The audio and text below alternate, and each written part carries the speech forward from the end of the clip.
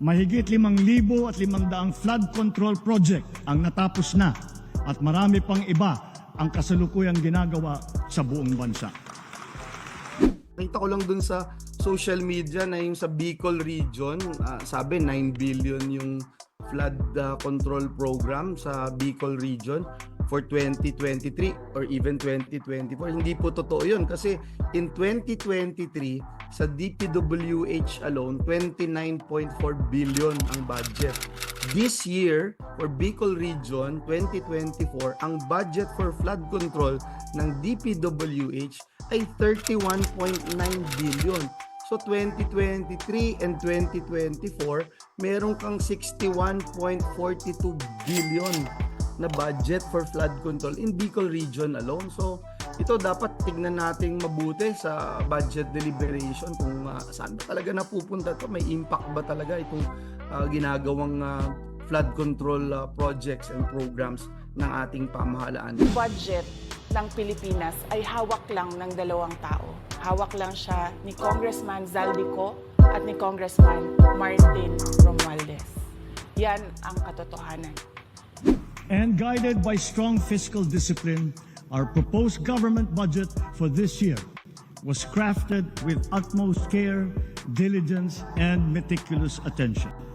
We look to the cooperation of our colleagues in the legislature, not only that our proposed national budget be approved in your usual timely manner, but it be adhered to as closely as possible. So sinabihan ko yung isang congressman, sabihan ninyo si Martin Romualdez na hindi pwede chap-chapin ang classroom construction na 5 billion. Kaya kung makikita ninyo sa budget proposal na approved ng Office of the President, 5 billion yon. Pero nung lumabas yung GAA o yung budget approved noong 2023, naging 15 billion siya.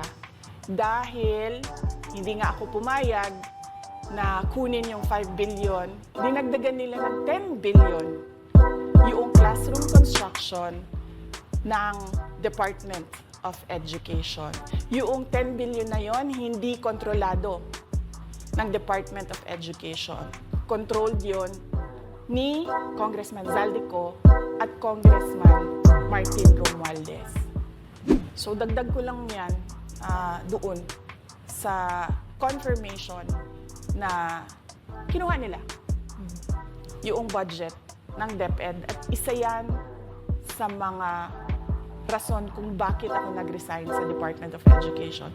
Hindi na ako papayag na sa susunod na taon, ganyan pa rin ang gawin nila at ako yung mananagot sa ginagawa nila.